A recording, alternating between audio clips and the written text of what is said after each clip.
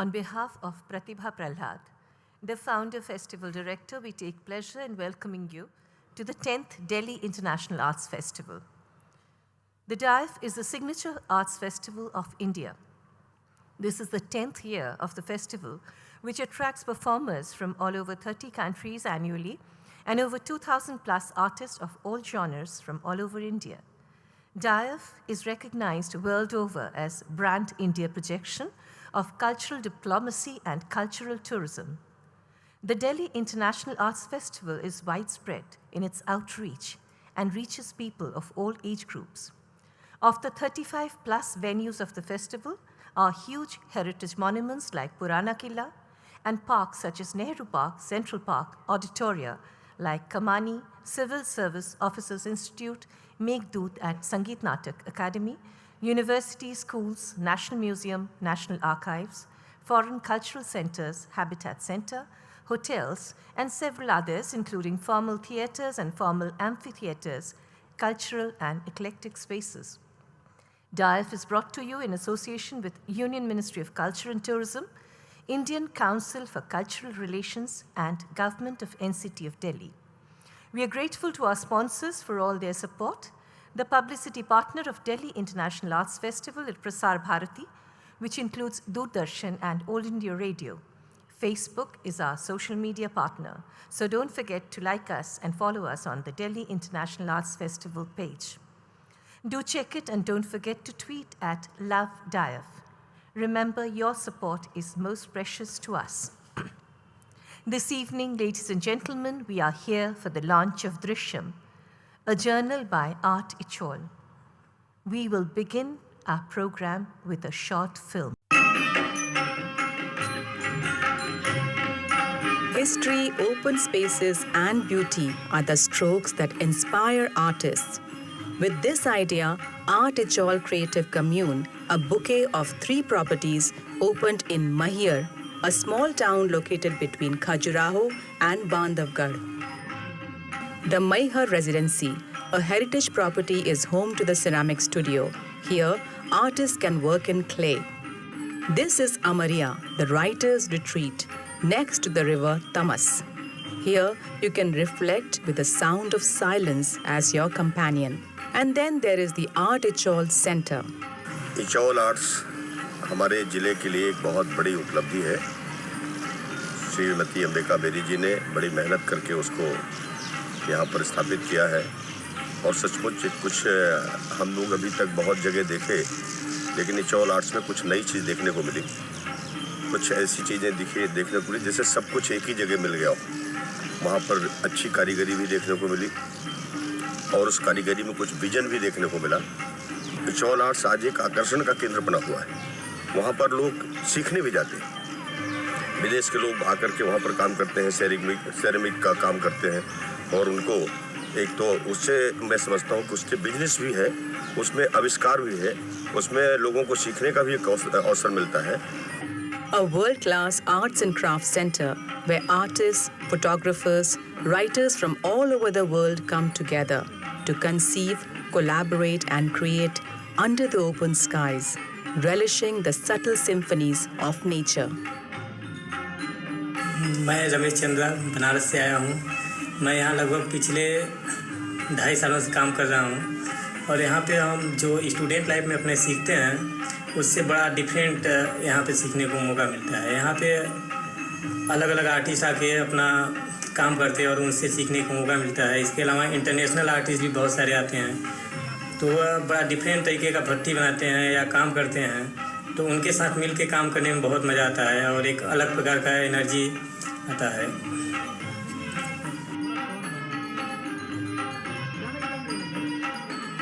I knew little about India and little about Ambika and this place, but what I saw there was quite interesting.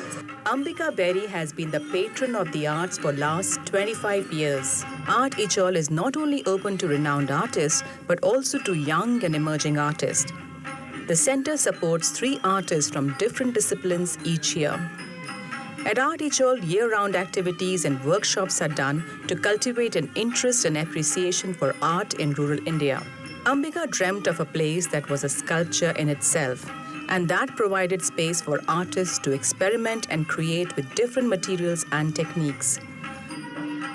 Her father, Suraj Prakash Sabarwal, a renowned architect, put her dreams into blueprints. He, along with artist Narayan Sinha, created a space that was aesthetically functional and sustainably beautiful. Mr. Sabarwal was 81 when he started the Art Ichol project, and he finished it when he turned 84. At Art Ichol, art is the stage and history is the backdrop.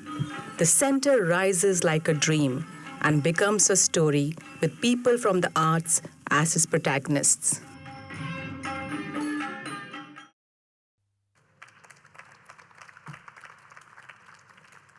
Ladies and gentlemen, we have with us Ms. Ambika Berry, Founding Director, Art Ichol, to kindly deliver the welcome address, ma'am. Good evening. It gives me great pleasure to be amongst all of you this evening. I would like to welcome our special guest, Honorable Member of Parliament, Mr. Ganesh Singh, Mr. Ashwani Lohani, Chairman, Air India. I think he's on his way. Rajiv Sethi, Director of the Asian Heritage Foundation, and our panelists, Katharina Kakkar and Sanjay Srivastav.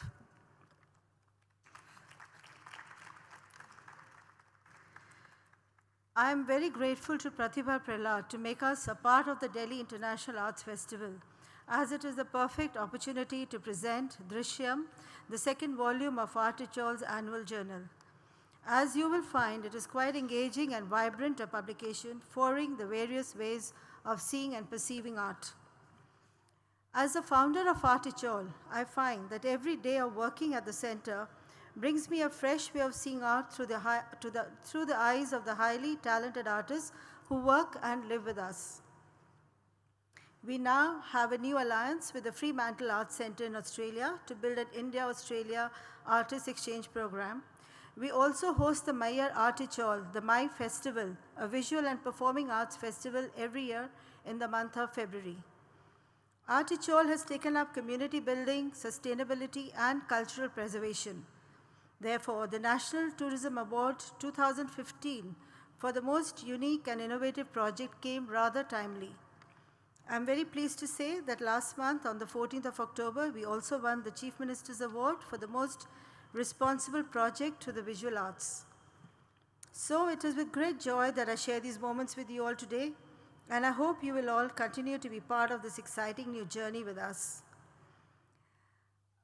Before I ask Averi to take over, I would like to share a short film on a recent research residency, Disappearing Dialogues, curated by artist Nobina Gupta. Ambika Berry's vision of supporting the arts is parallel to her center's commitment to support community development and encourage sustainable living. A beginning in this attempt is Disappearing Dialogues, an initiative by artist Nobina Gupta. Through a series of interactions with the local community, environment, and tradition, the project aims to preserve traditional knowledge, cultural practices, and heritage, and in the process, empower the youth and women in particular. Supported by Art Ichol and curated by Nobina Gupta in October 2016. Disappearing Dialogue is a project that I have been working for past 4-5 years.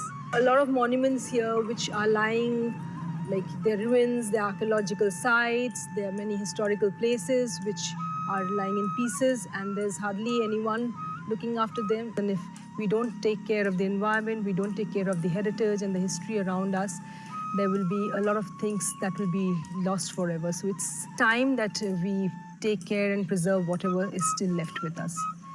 The materials I'm interested in, mud brick, they're the oldest building materials. People are moving towards concrete, and you can see it in the cities certainly, but it's in the villages now as well. So where people used to use mud, they now use typically cement, or the materials that they have traditionally used here. They're substituting for cement. And if you were to plot some of these villages, you'd see, every week one of the mud buildings goes, and then you see a concrete one. Sania Mahar Gharana, or the musical school, which is so famous over the world, of Hindustani classical music. If Maihar is known to the world, it is for this musical school of Baba Alauddin Khan. Right now, though the musical school is very much alive in the context of Hindustani classical music, but it's not the way it used to be in the past.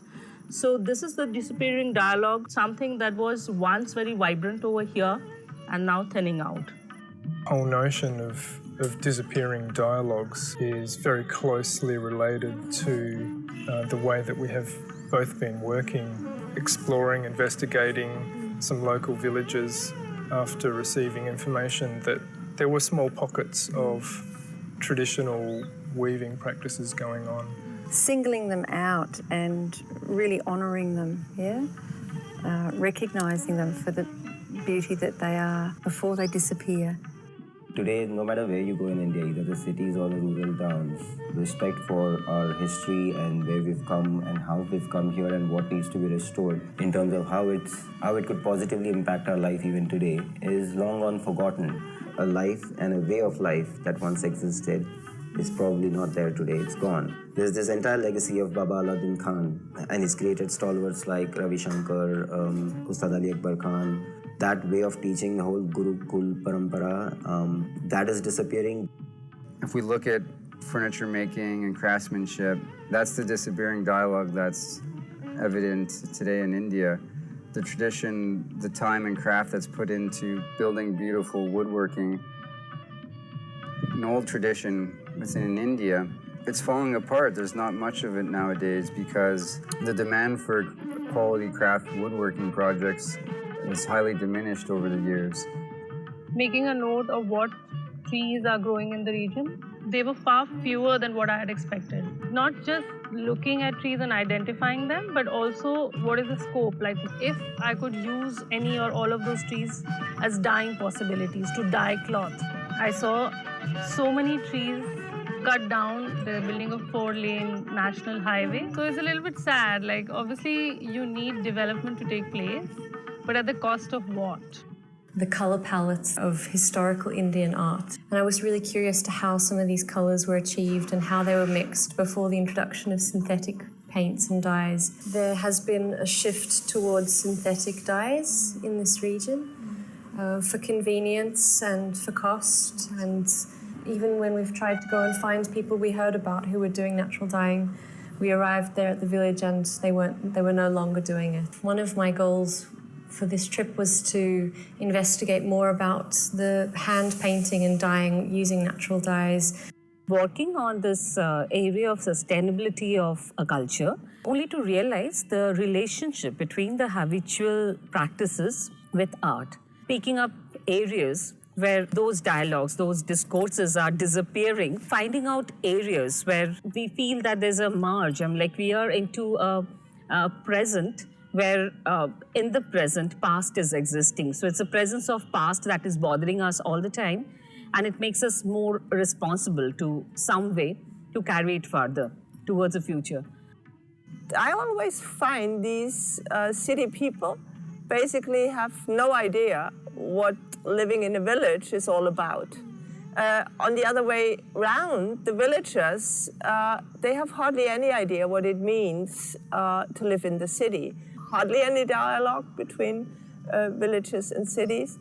Whenever I ask farmers whether they remember a time where chemical farming did not happen, and they would always point to 30 years ago, where their grandfathers used to farm and their fathers also used to help the grandfathers, where not a single chemical would be used and the produce would be much better than what it is today. So that's what's disappearing. That's what's disappeared mostly. Natural methodologies have been replaced by chemicals, and there are pockets of farmers that are trying out organic and succeeding. The attempt is to somehow get that dialogue back, the original methodology of farming back.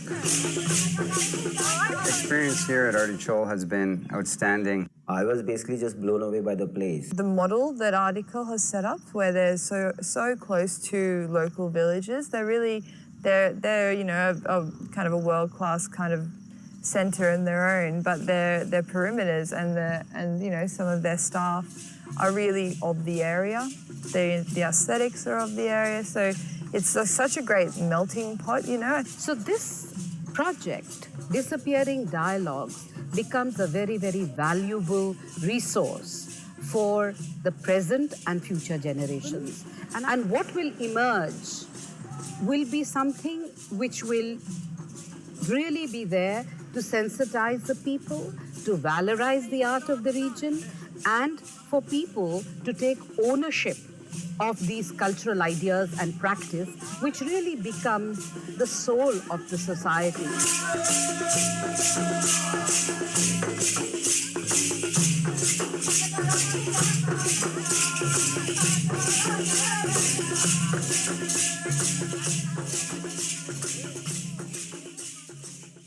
Thank you.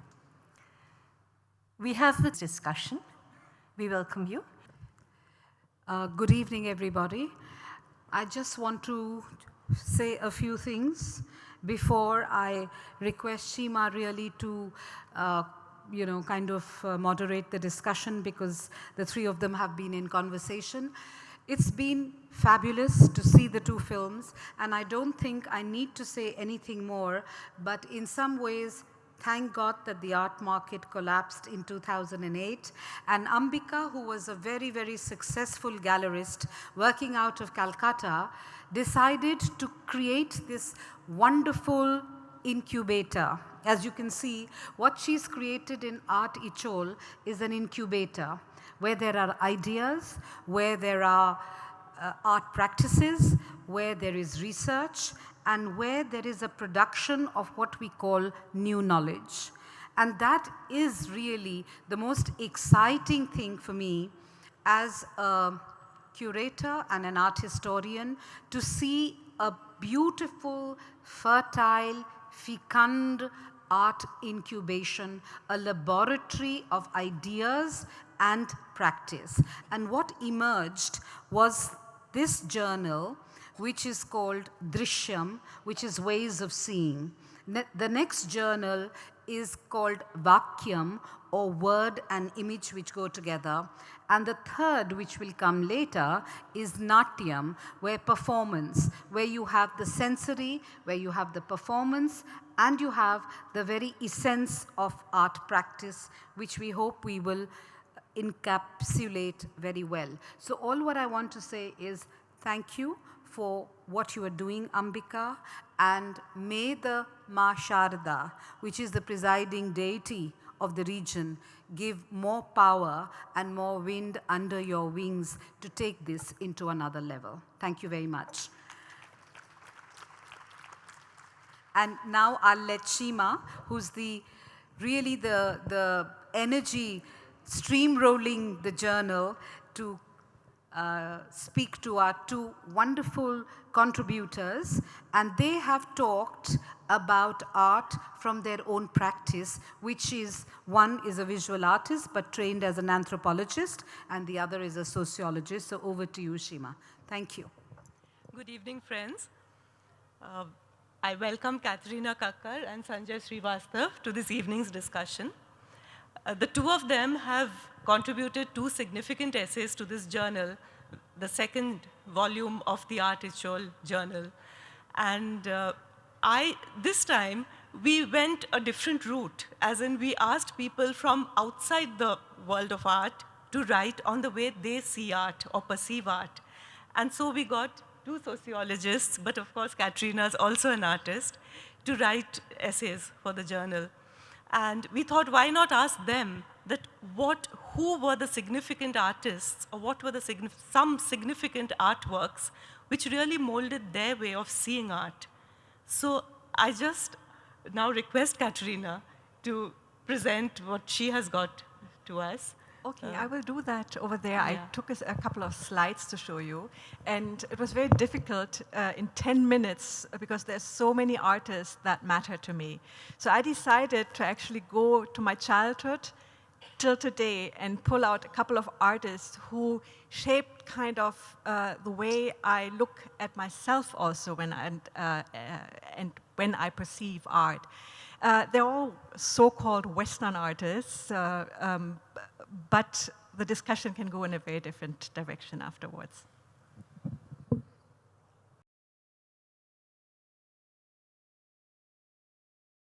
As a youth, and then when I came to India, that's actually where it stops. The sensuality, the different kind of traditions really kind of came into a dialogue with what had impacted my interest in art and my art so far. And I also started to question, why is it that the art that mattered to me so much is so dominant in the world? And I'll end that with a little video with my parrot, Ella, who acts as an art critic. So the first person who really was very important for me was my own mother. She's a visual artist, she's a painter, and it mattered very much that she allowed me to really mix with materials, paint, draw, create, and that had created something in me, gave me so much joy, which also flowed into many, many other aspects of my life. So my mother's painting and my mother's kind of interest in art, the way she kind of took us to shows, in fact, often pulled me to art shows where I didn't want to go. We had a deal. Every art show, afterwards, I was allowed to go into another museum where stuffed animals were shown, which interested me much more. My mother remained all her life a painter. She's 80 now and still paints. What you see here is pigment in extempora, where she experiments with different layers called sediments. My first clear memories of 3 modern artists as a child that moved me, this is why I remember them so well, are the paintings of Mark Rothko, of Joan Miro, and then these weird honey and fat installations by Joseph Beuys. These were the kind of exhibitions I was dragged into by my mother when I was about 8, 9, 10, 11. Miro, I remember very well, I first saw when I was about 11, and I really loved his way of the playfulness in it, and named my cat after him. So my first cat was called Miro. The Morning Star, what you see here, is a painting that, or was a poster that was for a very, very long time on my wall as a child. An artist who left an inner mark a little later in my teens was Richard Serra. His monumental and strangely balanced pieces exposed me to a new kind of art, a very simplistic, minimal use of materials, and also an approach that I would call participatory. So one could walk, for example, through this almost claustrophobic spaces. I loved that. The sculpture I chose here is titled Snake, and it was made in the 90s. It's preceding his most famous series titled Torqued Ellipsis, which you can see here. What impacted me was not just the unique works that Serra created, but also the way he kind of perceived doing art. He was part of the so-called process art movement, where the end product of art was not really that, it didn't really matter. What mattered was the process of doing it, the gatherings, the sorting, the thinking, associating, and so on. And that is something that I think is very, very important for artists and often forgotten. If you're if you have to produce for a show and so on, you forget to actually be in the process. But the thinking and giving it time and destroying artworks and starting anew is actually so, so important. So in a way, this is something I learned from Serra. Much later, in my 30s, I came across this wonderful artist, Louise Bourgeois. And she is maybe one of the few artists of her time, one should not forget she was born in 1911, who explored the depth of human emotions most deeply. At least for me, I had this approach to her. Her work is both universal and also deeply personal, with frequent references to painful childhood memories. One of her most famous works you are seeing here, it's called Maman, Mother. It's a monumental sculpture made of bronze, stainless steel, and marble eggs. These eggs are actually in a steel cage under her belly.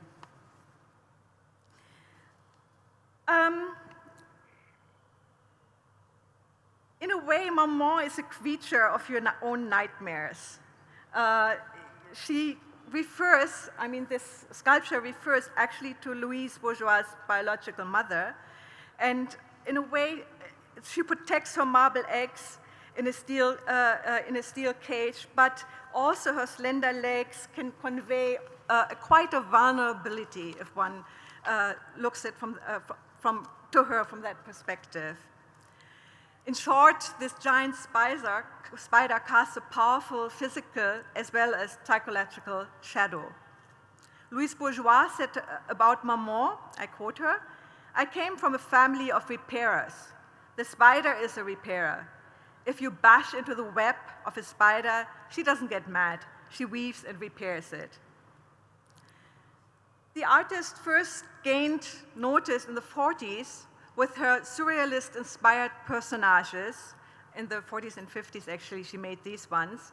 They're thin vertical forms in wood, stone, different materials that evoke kind of a feeling of a human body. And installed always in clusters, it maybe suggests family members. Her powerful sculptures and her integrity to express very personal issues in a tremendously fearless way impacted me. So she is the one who kind of expressed in her art and brought me into this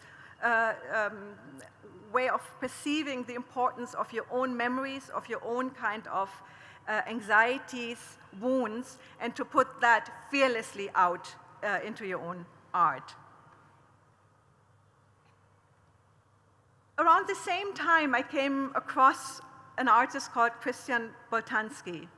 And he's a sculptor, photographer, filmmaker, began actually as a painter and gained some importance or recognition in the 60s with his movies.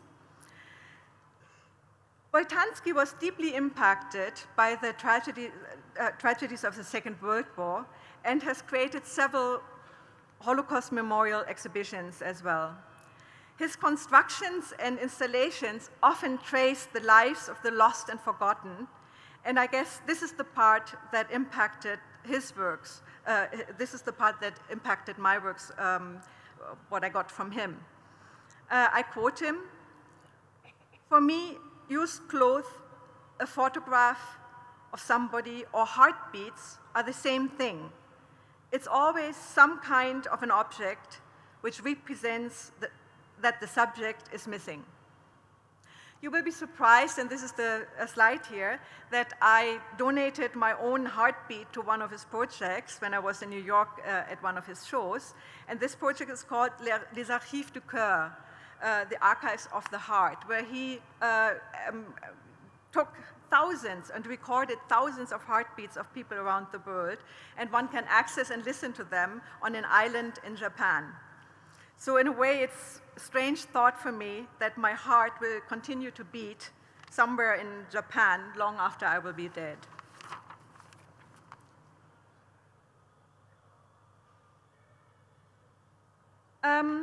Why did Boltanski impact me?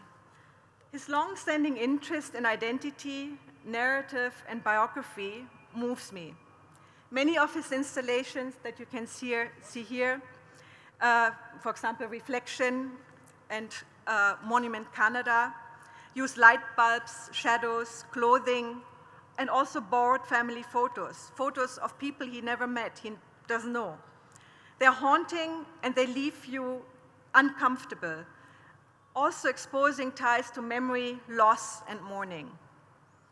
What I learned from his is that, and I quote, "Art making is not about telling the truth, but making the truth felt." He does that for me in his artworks. William Kentridge, who's best known actually for his drawings, prints, and animated films, I only came across him about 5 years ago on the last Documenta in Kassel, and I was deeply moved by the way he kind of uses animation in his art. Today I travel long ways to see his works. The last I saw in Berlin and at Art Basel this year. To me, especially his video narratives are an example of art that possesses transformative power. You actually have to Google him and see the videos because that's very, very interesting, the way he plays with the movement also. His videos shift perception, unveil something within the viewer's inner landscape. For example, Notes Towards a Model Opera, which you see here, that's one of his newest works, deals with the subject of proletarian cultural revolutions, and it has a very confusing narrative. As so often in his video works, there are open endings, and I like that about him. This is another view. He always plays across different screens of the same video, Notes Towards a Model Opera. So personally, his video narratives allow me to see and feel differently by creating a space that triggers an inner dialogue and pushes my imagination into new directions. And I will end with an artist, Raja Balin, who is a photo artist, also from South Africa, like William Kentridge, and who very recently entered into my life and imagination.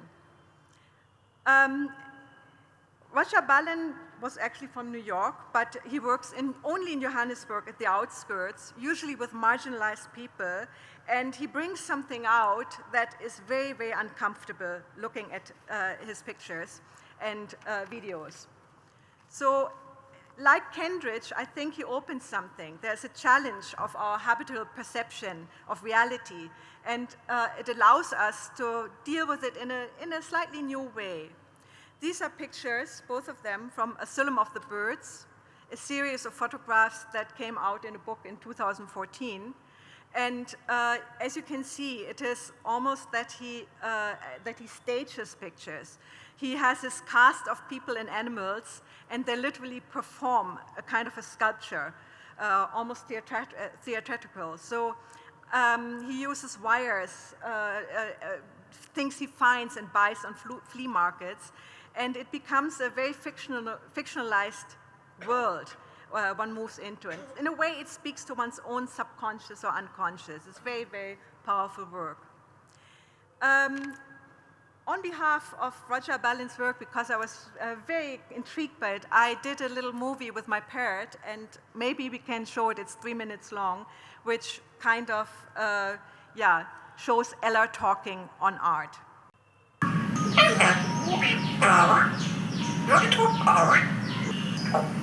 Art. Coconut art. Coconut Ella. Coconut you. I'm good out. What do you think of Temple? What a great graphics. What do you think of Temple? What great graphics. What about Picasso? What about Picasso? Pretty good. What about Van Gogh? Only one here. What about I for one? Great. Rastaman, see that bird. Rastaman, see that bird. And a bird. Got a nephew. Got a nephew. Good morning. You know what the what? Got a great one. You want the what?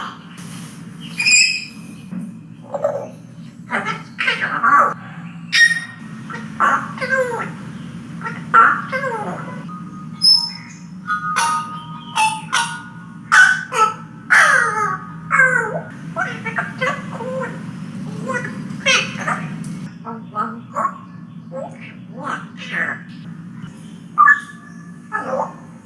Hello? Yes, I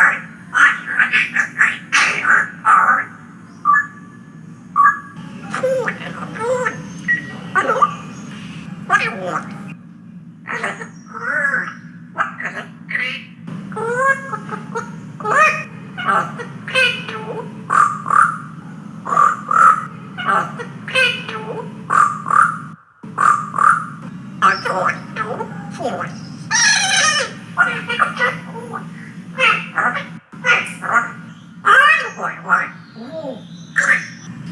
I can come. What do you want?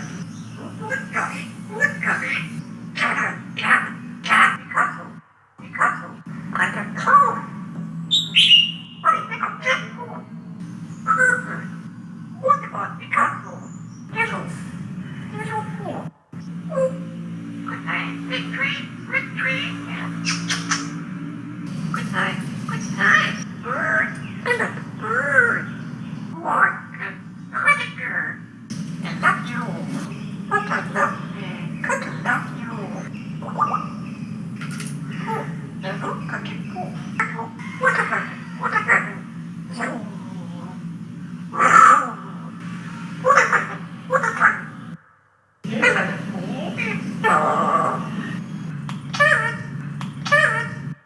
And in a way, the way you look, the curiosity you have with people, that shaped very much my way also in dealing with art, looking at art, presenting art.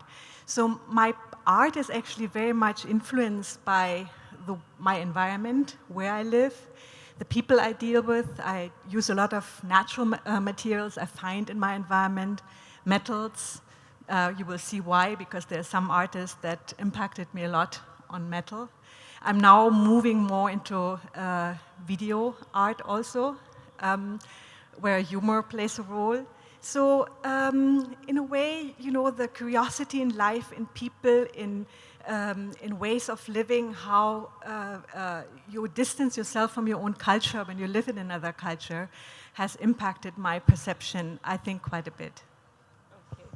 And your last exhibition here in India Habitat Center itself had this very strong theme of the woman and women's Shakti and power. Could you speak a bit on that, your inspiration? Indian culture is, for me, a very central culture, and I don't differentiate between so-called folk art or other arts, because I think they all have their own way of, you know, trying to heighten perception or awareness of your own perception. So the sensuality of especially Indian aesthetics deeply impressed me. So that played a role that I wanted to deal with sensuality, sexuality, Shakti, the different aspects of womanhood and how it plays out. How can I find new visual bodies for that? So thank you to Art Ichol and to the Delhi International Arts Festival for this opportunity. When Shima first asked me if I'd write an essay for this collection, I did say that though I don't know much about art, I do know what I want to write. So, so what I want to do here tonight is I can't possibly present something that is about what the kind of art that's influenced me as an artist. I mainly work with words. What I'm going to do is present my point of view as a viewer, as someone who engages with the world of art, and maybe not only just the world of art, but what I want to refer to here as an aesthetic sense, a broader visual culture. And I'm glad that Katrina started her talk by saying that she's going to refer to material that she came across as a child, because that's what I want to do. I mean, as all of you know, the life of art is, fundamentally connected to its audience, and art is what the audience makes of it, irrespective of what the artist herself thinks that she's doing. The career of art and the publicness of art has to do with what the audience makes of it, as it is with a novel or any other book, which is irrespective of what the author or the artist himself thinks of it. The other thing I want to say before I get on to what I really want to talk to you about, is that unless you're really brought up in an environment of looking at art as we understand it, art within sort of framed art and art galleries, your interaction is with a broader visual culture. I grew up in a small town, well, smallish town, and my interaction was with a broader visual culture than something that you might recognize as art. And that, I think, defines one's personal aesthetic, which is what I'm going to talk to you for a few minutes here. So what I'm really then talking about here is the idea of an aesthetic sense, which is broader than art, of course, but also encompasses what we understand as art. And I wasn't really brought up thinking about art, as I think many of you might have been. But my senses, like everyone, have been molded by what I'm referring to here as an aesthetic sense. This is a world of kind of an everyday viewing. And also, and the other thing I want to say is that often we talk about viewing, right? It's as if when we look at something, every time you look at something, you deeply engage with it. I think a really significant part of looking is actually not engaging with stuff. A lot of it actually look at stuff that's around us. And it's in a manner of glancing at things. So we are not always taking in stuff that we are looking at. And I think we also need a theory or way of thinking about glancing as a really significant way in which people engage with visual culture, rather than only the fact that one is always standing in front of a work of art and deeply reflecting. That actually is a much more, I think, a rarer activity when you engage with visual culture. So my presentation is really about glancing. And growing up as a child of the 60s, that I'll give you two images from the kind of 60s and bit later on. One you may or may not recognize as art. A second one you will certainly not think of as art. And the third one you will recognize as art. But I want to present these to you as parts of an aesthetic sense, a visual culture that kind of that engaged me with allowed me to engage with a wider world beyond the word, but certainly a visual culture. So the first plate I want to present to you, which you'll be familiar with, which you may or may not recognize as art, is this particular image. You know, when I was growing up, what is most significant as a child of the 60s was a complete absence of what you take for granted now, many young people take for granted now, which is the world of commodity cultures, which is the world of cars, a certain kind of roads, certain kind of cities, and also the idea of particular kinds of women who had access to these commodities, women in public spaces. And I remember as growing up, the whole idea of certain kinds of images which had women in them, which had cars which were only accessible to certain kinds of people, certainly freely accessible to certain kinds of people. The relationships that these particular women, I imagine, might have had, can have, the fact that they were in public spaces, hanging around, being purposelessly hanging around, which were not allowed to women, taking certain decisions, moving with comfort and command in the world of commodities, and also in a world of sexuality of certain kind. So this is only one image of this kind, but I remember many images like this, which certainly allowed me to think about the relay between the aesthetic world of this kind and the kind of world that surrounded me, which wasn't often about women of this kind, which often wasn't about an access to these kinds of streets, I say access to these kinds of cars.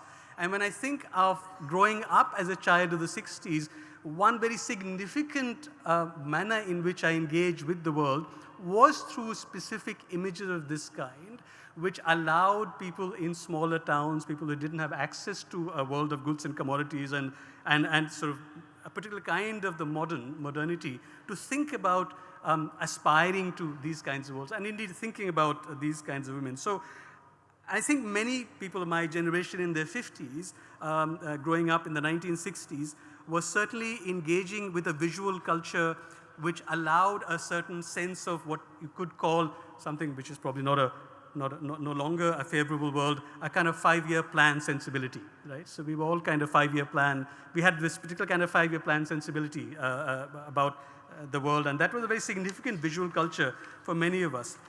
The next image I want to show you is something that you would not recognize as art. And yet, as a child of the 1960s, it was something that was all around me and something that you couldn't, there was all over walls and all over various other pieces of things that could be painted on.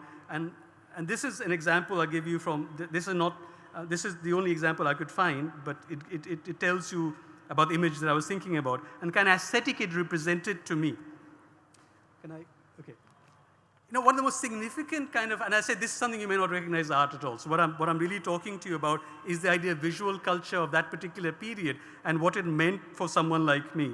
These images of kind of family planning images which you don't recognize as art, but were really significant part of the visual culture of that particular era, 1960s.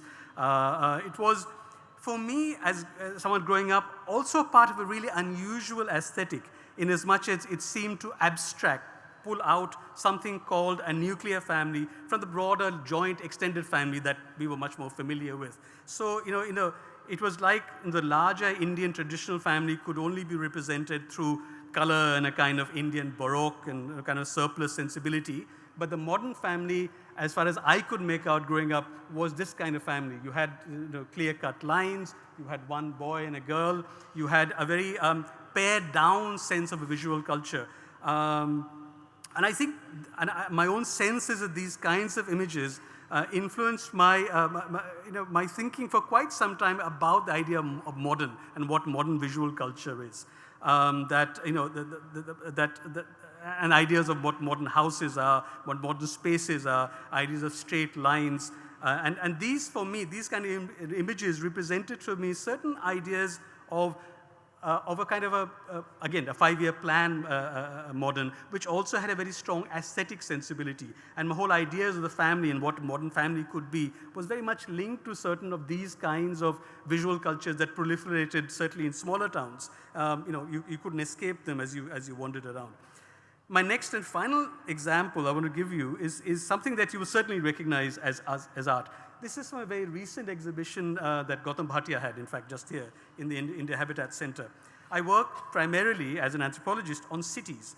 And what was really interesting about this way of, so this is, I think this is called High Rise, Gautam's, which is a building, and it's like a sort of a high-rise gated community kind of building. I'm sorry, it's not as large as it could be, but this is the largest that I could manage.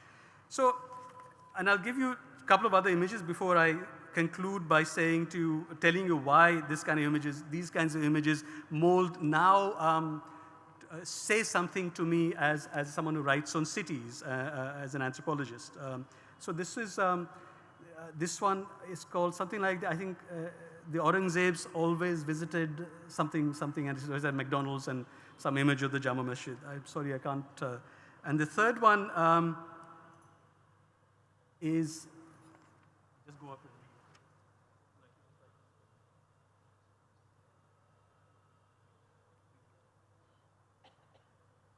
I was telling you that a child of the 1960s, and one of the problems with being a child of the 1960s is that your vision is also impaired. I can't actually read it. So anyway, so Gautam Bhatia's most recent collection, which you recognize as art, is about certain kinds of cities, right? I mean, he also writes about cities, and of course is also an architect.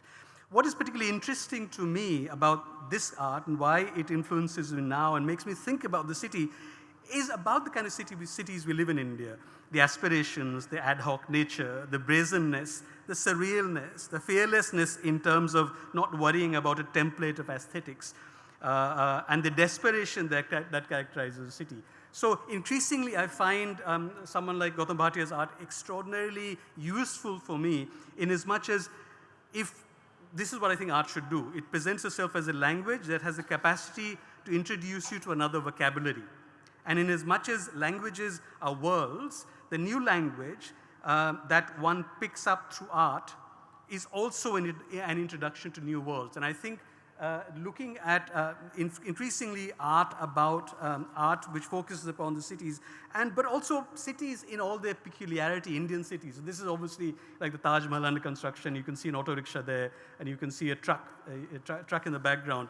And part of it kind of reminds me of the kind of urban transformations that are happening, where French provincial style competes with the Haveli in the same building, and a particular kind of neo-Gothic all come together without, it seems to me, any particular sense of concern or embarrassment, if you like, about a particular aesthetic. So increasingly, I find art like this to be of particular interest to me, someone who works with words, and someone who thinks that art has its own language, and that language becomes accessible to me in order for me to explore the urban itself as extraordinary, dazzling array of aesthetic possibilities. I'll stop there. Thank you.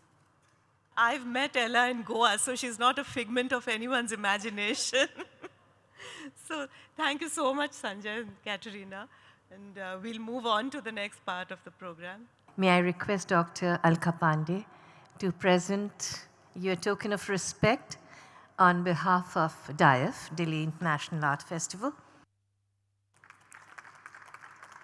Katrina Kakkar.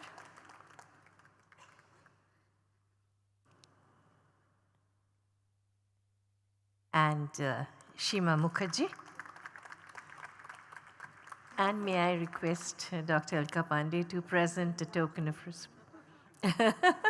Sorry, thank you. Sir, हम आपसे अनुरोध करेंगे कि इस अवसर पर आप 2 शब्द कहें. आज के इस कार्यक्रम में हमारे बीच यहाँ पर उपस्थित आदरणीय श्री राजीव सेठी जी, आदरणीय लोहानी साहब,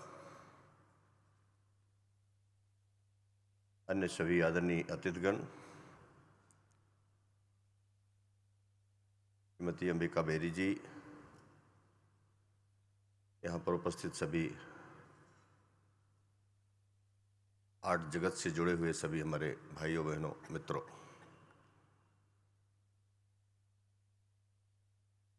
मैं सतना से आता हूँ और सतना में एक जगह है मैहर, और मैहर की अपनी पहचान थी। माँ शारदा की वहाँ एक पवित्र पीठ है। उसके बाद मैहर की दूसरी पहचान बनी संगीत सम्राट बाबा अलाउद्दीन खां ने एक नई संगीत विधा दिया। आज भी उस तरह की संगीत दुनिया में कहीं नहीं।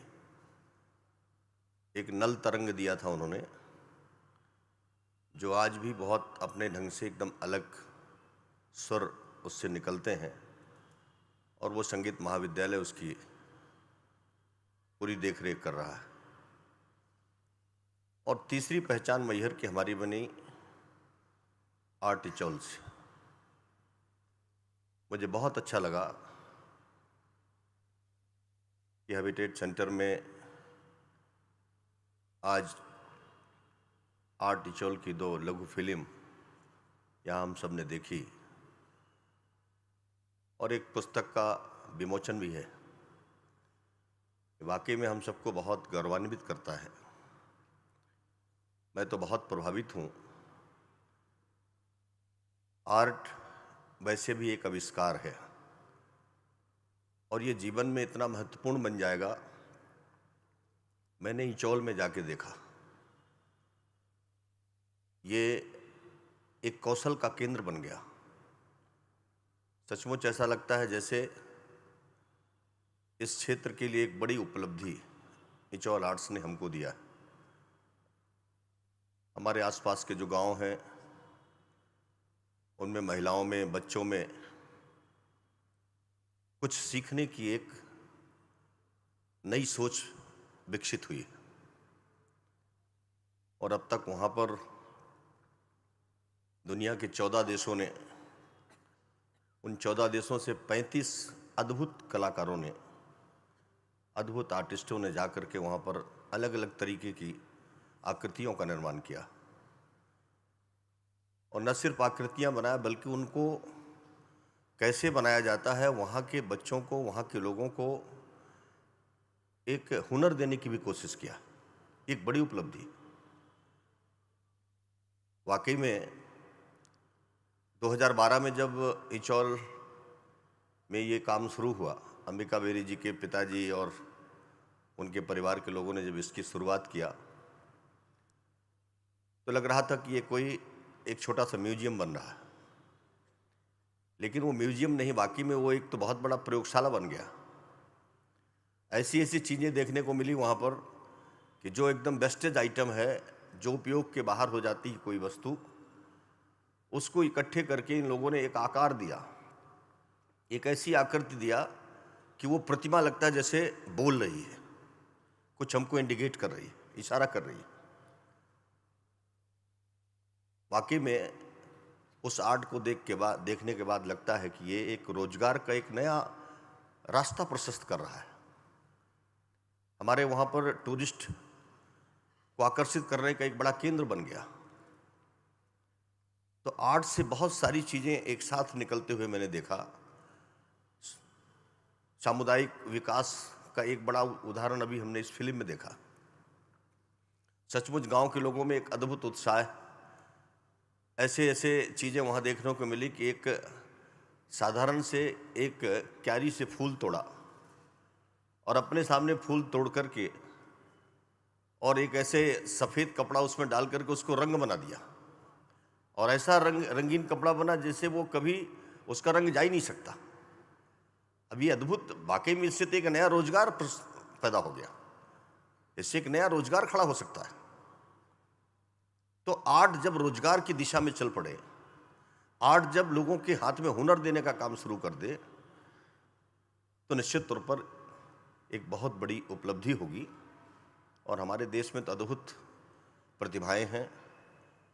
उन प्रतिभाओं का मेरे से ज़्यादा आप सब बेहतर ढंग से उसको समझते हैं, क्योंकि आर्ट की अपनी एक अलग दुनिया है, और उस दुनिया में जो लोग जी रहे हैं उसके महत्व को बेहतर समझ रहे हैं। मैं तो व्यवहारिक रूप से जो कुछ जान पाया हूँ उसको मैंने देखा, और मैंने तो संसद में भी दुनिया के लोगों को आमंत्रित किया है कि मैहर के इचौल आर्ट्स को ज़रूर आके देखें। उस क्षेत्र में तो वैसे अनेकों चीज़ें बहुत विकसित हो चुकी हैं। अभी नया एक दुनिया का सबसे बड़ा वाइट टाइगर सफारी हम लोगों ने बनाया। एक वाइट टाइगर सफारी अपने आप में दुनिया में उसमें बड़ा वाइट टाइगर सफारी कहीं नहीं। वो जगह इतनी महत्वपूर्ण बन गई, और आने वाले समय में मुझे पूरा विश्वास है कि इचौल आर्ट्स की वजह से उस क्षेत्र को देखने के लिए दुनिया के लोग आएंगे। आप सबको मैं आमंत्रित करने आया हूँ कि आप सब जरूर पधारें और इचौल आर्ट्स को भी देखें, वहाँ की अन्य चीज़ों को भी देखें, और मैं आप सबका वेलकम करूँगा, स्वागत करूँगा। मैं आप सबको बहुत बहुत शुभकामनाएं देता हूँ। अभी जो यहाँ पर प्रस्तुति मैंने देखी है वो वाकई में मन को बहुत आकर्षित किया, बहुत अच्छा लगा। आपने मुझे बुलाया, इसके लिए मैं हृदय से आपका आभारी हूँ। यहाँ पर जब मैहर की चर्चा कर रहे हैं तो एक हमारे आज मेहमान हैं श्री राजेंद्र पांडे जी, आईजी हैं केंद्रीय रिजर्व पुलिस में, उसी मैहर से हैं जहाँ पर ये मैहर आर्ट। एक बार मैं चाहूँगा कि वो आप सबको खड़े होकर के प्रणाम कर लें, नमस्कार कर लें। मैं बेरी जी आपको बहुत बहुत धन्यवाद करता हूँ, आपके सभी साथियों को बहुत बहुत धन्यवाद करते हुए, और पुनः उनको अपना आमंत्रण दे रहा हूँ कि आइए एक बार मैहर और इचौल आर्ट्स को जरूर देखिए। बहुत बहुत धन्यवाद। Chairman and Managing Director, Air India. Sir, may I request you to address the distinguished gathering?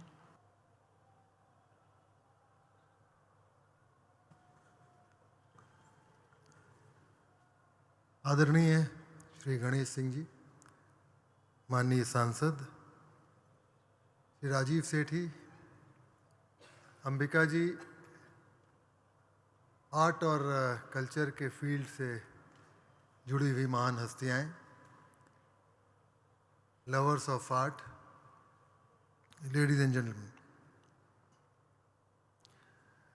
I worked in MP. I worked in MP for over 6 years. Though I'm basically from the railways, I looked after tourism of Madhya Pradesh in 3 different tenures. And I've been all over MP, seen all the tourist destinations, developed them. A lot of things, went to Mayhar a couple of times, many times. The first time when I went to Art Ichol was, I think, 2015, my 3rd tenure in MP. I was stunned to see what I saw there. It is something unbelievable which Ambika has created there. Felt very proud to see that. I'm not an art expert. I've dabbled a bit in heritage, but not much in art.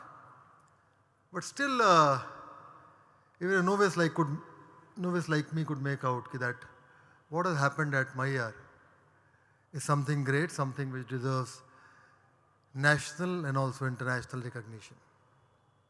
It's something to be proud of, which Mayyar obviously is. Something to be proud of, which I think the state also is. You got the State Tourism Award also some time back. And a creation like this will make waves all over the country and even outside. I wish Ambika ji all the best, and I also hope that it will not remain confined only to Mayyar. Your talent has to come out and find expression elsewhere also in the country. Right now, in my capacity as the Chief of Air India, I'm also involved in a bit of art and crafts, trying to create the Air India Museum of Arts and Crafts. And we plan to launch it in Bombay sometime by June, July, third quarter of next year. Because this organization has also been extremely active in arts and crafts. Over the years, the last 70 odd years, it has collected a lot of art. And I worked as a museum director also for 5 years in Delhi. When I went to my headquarters in Mumbai the first time after joining, I went down to the basement. I came across a lot of art pieces, invaluable art pieces, just strewn around here and there. We are collecting that. I think in the next 6, 7 months, 8 months, we should launch the finest art and craft collection of the country in Nariman Point, Mumbai. And that will be Air India's contribution to the cause of art and crafts. It's got a very wide collection, from ashtrays to lithographs to paintings and wooden pieces, metal sculptures and whatnot. I think I'll also be joining in a very indirect way the big league to which Ambika belongs. In the presence of the Honorable MP during this event, it really brings to the fore what the government thinks about such efforts. And his being here will definitely give a big fillip to Ambika's work as well as the work of other artists. Thank you, Ambika, for calling me here. And thank you for reminding me of visiting Art Ichol once again. I'll do that during my next visit to Madhya Pradesh. I hope you keep up the good work. Keep on growing. All the best. Thank you. Jai Hind. Rajiv Sethi amongst us, Director, Asian Heritage Foundation, an art curator and patron, and Padma Bhushan. May I request you, sir, to kindly launch Drishyam.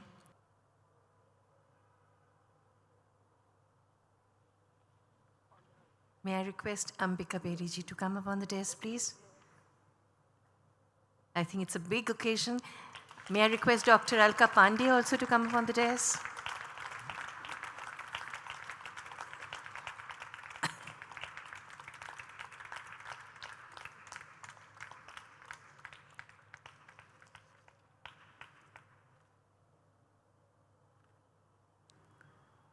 Thank you. It's a great occasion.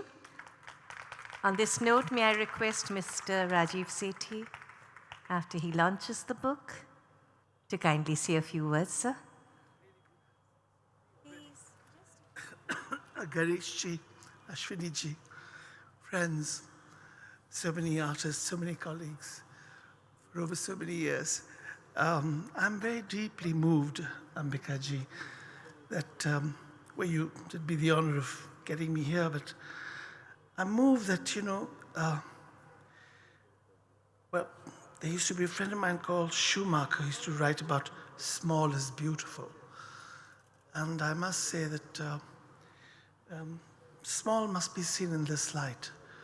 What you have started is is complete. And I believe in a country that in our knowledge economy, when we create content, we are not poor. I mean, the creative and cultural industries of this country are the real makers of India. When we talk of make in India, we generally do not remember the contribution of the creative industries, the cultural industries, and the subset of skills that it represents. And I think how wonderful for a small town known for major movements. And I've had the privilege of being there when I was very small, when it was doing much more. You really talk of things like that are transdisciplinary, where you make the creative experience seamless. So between art and craft and rural and urban, Eastern and Western, and you really hone into what is creativity. That, I think, is the way of the future, because we bemoan the shrinking of the creative space everywhere. What I think is the most critical issue confronting us is the shrinking of inspirational spaces, of creative spaces. And if you provide for them, and so with such a gentle, giving hand, you teach us of how much we can do and how far we can go. I didn't think I'd even speak and keep you in this cold for any longer, but from the warmth of my heart, thank you, and keep this work, and may they be, I'm told, we're a Kavya Pradhan Desh, but the Kavya comes next. First is Drishya now, next is Vakyam, is Alkaji was Vakyam, and the third is on Natyam. So I'm sure that there will be a bit of transdisciplinary discourse in each of these, as indeed clear to us, and as your wonderful parrot teaches us to. I think that I can just now, short of really wanting to go back and look at this properly, I want to be able to get to Ichol as soon as possible, so I can come and spend some time. And it's from Khajuraho about by driving. And is a direct way to go there? Not Air India for sure, but I mean, Air India? My God, well, this is, I'm sure all of you would find your way there sooner than later. Thank you ever so much. Thank you for having the honor of getting me here. Thank you.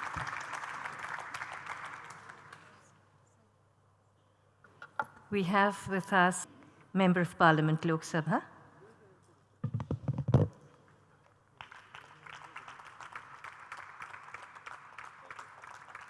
Mr. Ashwini Lohani, Managing Director and Chairman, Air India.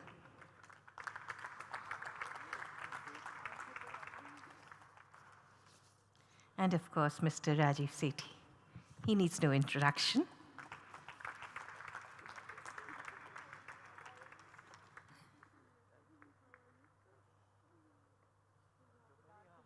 Thank you so much, sir.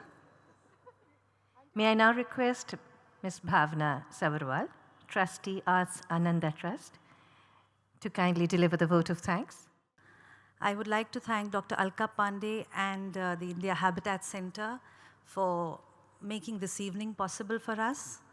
I would also like to thank Mrs. Pratibha Prahlad and the Delhi International Arts Festival for allowing us to be part of their program. And of course, finally, I would like to thank all of you who took out time and despite the rude traffic outside and came and sat here with us amidst this presentation. I would like all of you to now join us for tea, please. I think before we go for tea, we would like to have a photograph together. All of us, everyone who was involved with Drishyam, would you come up on the dais?